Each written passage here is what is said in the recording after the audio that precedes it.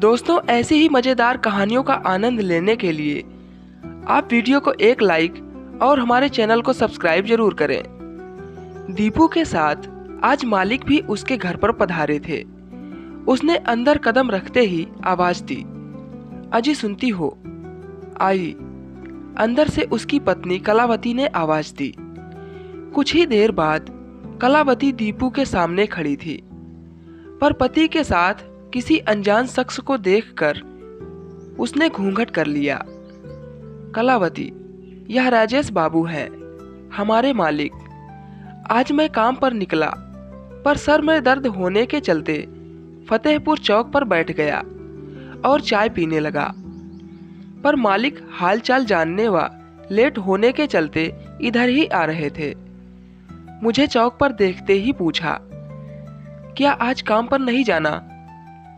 इनको सामने देखकर मैंने कहा, मेरे सिर में काफी दर्द है, आज नहीं जा पाऊंगा।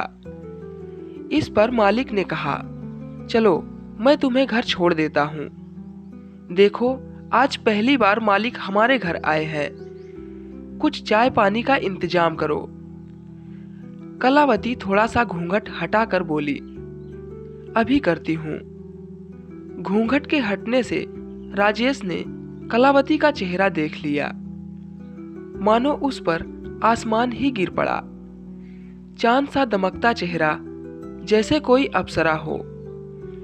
लंबी कदकाठी, लंबे बाल, लंबी नाक और पतले होंठ, सांचे में ढला हुआ उसका गदराया बदन। राजेश बाबू को उसने झकझोर दिया। इस बीच कलावती चाय ले आई और राजेश बाबू की तरफ बढ़ती हुई बोली, चाय लीजिए। राजेश बाबू ने चाय का कप पकड़ तो लिया, पर उनकी निगाहें कलावती के चेहरे से हट नहीं रही थी। कलावती दीपू को भी चाय देकर अंदर चली गई। तो भाई दीपू, तुम्हारी बीवी कितनी पढ़ी लिखी है? राजेश बाबू ने पूछा। 10वीं जमात पास तो उसने अपने मायके में ही कर ली थी, लेकिन यहाँ मैंने 12वीं तक पढ़ाया है, दीपू ने खुश होते हुए कहा। दीपू, पंचायत का चुनाव नजदीक आ रहा है। सरकार ने तो हम लोगों के पर ही कुतर दिए हैं। औरतों को रिजर्वेशन देकर हम ऊंची जाति वालों को चुनाव से दूर कर दिया है। अगर तुम मेरी बात मानो तो अपनी पत्नी को उम्मीदवार बना दो। मेरे ख्याल से तो इस दलित गांव में तुम्हारी बीवी ही इंटर पास होगी। राजेश बाबू ने दीपू को पटाने का जाल फेंका। आपकी बात सच है राजेश बाबू, दलित बस्ती में सिर्फ कलावती ही इंटर पास है, पर हमारी औकात कहाँ की हम चुनाव लड़ सकें। अरे इसकी चिंता तुम क्यों करते हो? मैं सारा खर्च उठाऊंगा, पर मेरी एक शर्त है कि तुम दोनों को हमेशा मेरी बात पर चलना होगा। राजेश बाबू ने जाल बुनना शुरू किया। हम आपसे बाहर ही कब थे राजेश बाबू? हम आपके नौकर चाकर हैं। आप जैसा चाहेंगे वैसा ही हम करेंगे, दीपू ने कहा। तो ठीक है, हम कलावती के सारे कागजात तैयार करा लेंगे और हर हाल में चुनाव लड़वाएंगे। इतना कहकर राजेश बाबू वहां से चले गए। कुछ दिन तक चुनाव प्रचार जोर शोर से चला।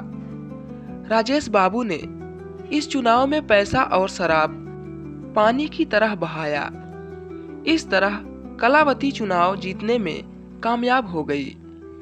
कलावती व दीपू राजेश बाबू की कठपुतली बनकर हर दिन उनके यहाँ दरबारी करते। खासकर कलावती तो कोई भी काम उनसे पूछे बिना नहीं करती थी। एक दिन एकांत पाकर राजेश बाबू ने घर में कलावती के कंधे पर हाथ रखते हुए कहा, कलावती, एक बात कहूं। कहिए मालिक। कलावती राजेश बाबू के हाथ को कंधे से हटाए बिना बोली, जब मैंने तुम्हें पहली बार देखा था उसी दिन मेरे दिल में तुम्हारे लिए प्यार जाग गया था। तुमको पाने के लिए ही तो मैंने तुम्हें इस मंजिल तक पहुंचाया है। आखिर उस अनपढ़ दीपू के हाथों की कठपुतली बनने से बेहतर है कि तुम उसे छोड़कर मेरी बन जाओ, मेरी जमीन जायदाद की मालकिन। राजेश बाबू, मैं कैसे यकीन कर लूं कि आप मुझसे सच्चा प्यार करते हैं। कलावती नैनों के बाण उन पर चलाते हुए बोली, कल तुम मेरे साथ चलो, यह हवेली मैं तुम्हारे नाम कर दूंगा। 5 बीघा खेत व 5 लाख रुपए नकद तुम्हारे खाते में जमा कर दूंगा। बोलो, इससे ज्यादा भरोसा तुम्हें और क्या चाहिए। बस बस राजेश बाबू, अगर आप इतना कर सकते हैं तो मैं हमेशा के लिए दीपू को छोड़कर आपकी हो जाऊंगी। कलावती फीकी मुस्कान के साथ बोली, तो ठीक है।